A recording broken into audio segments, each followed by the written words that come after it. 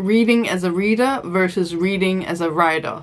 Is there a difference? Now I want to preface this by saying that there are many ways to read, and that reading as a reader can encompass many things exactly because there are so many ways of reading. But what I want to explore is the potential differences between reading as a reader and reading as a writer. First, I will explain my own experiences with reading, how it has changed after I started writing, especially rewriting and editing. And then I will relate it to the book Reading Like a Writer by Francine Prose. Now, I read voraciously when I was younger. I read a lot. I read fast and without much critique. That might be different for others when they grew up, but I just consumed without much thought. Of course, I had my preferences, but I feel like that's a different topic. Then I read the worst book that I have ever read. Now, I'm not gonna name the book, but it left such a bad impression on me that I wanted to burn it.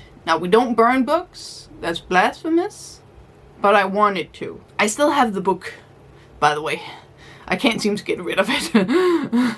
Anyways, me reading a lot growing up has helped me when I wanted to start writing, with story structure, developing characters, and pacing. However, prose wasn't something that I really focused on much when I read. Yeah, I could sometimes be like, oh, that is pretty, or that's good, and so on, but it wasn't something I had gotten as much under my skin because of the way that I used to read. And that is just telling of how many different ways there is to read, what you focus on when reading. But then I talked with my critique partner at some point, and she's very much focused on prose. Probably also when she reads, and that made me realize that I didn't actually actively and consciously try to understand what I found good or bad about certain pieces of writing.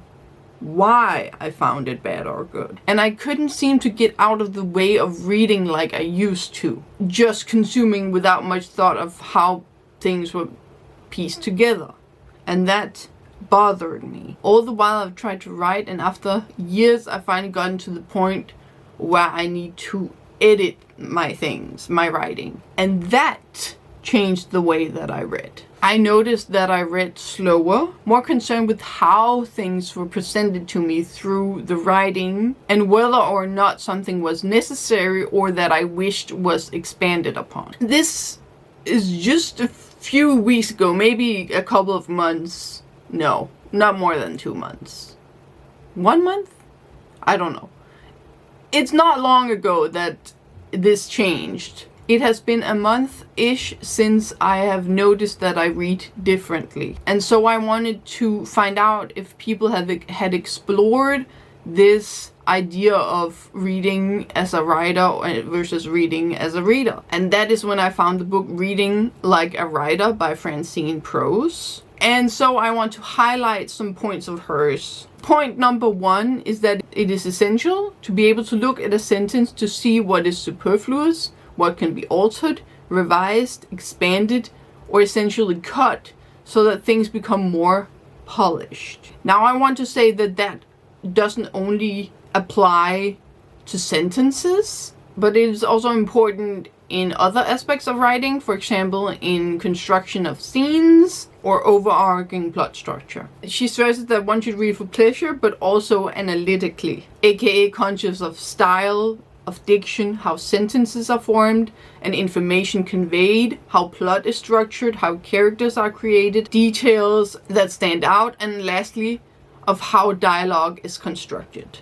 Reading is an inspiration, but also a technical assistance. And she also says that we need to focus on books that we admire. And that aligns with what Austin Kleon says. Garbage in, garbage out. But the most important point that I got from this book is in relation to how I read as a reader versus how I read now that I write more. And that is speed. I am much slower now. And that is something that Francine Prose stresses is good. It is a key factor. You should really deep dive, word by word, close up. And that slows you down when reading. But she says that close reading is a way to help you find a way to approach a difficult aspect of writing. And that when you deep dive, you get closer to the language that you are writing in.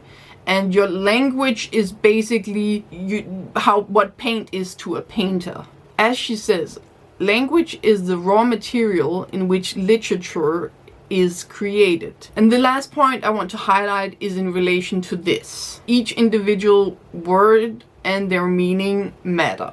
She says elements of good writing can depend on a writer's skill in choosing the right word, aka the choices you make as a writer.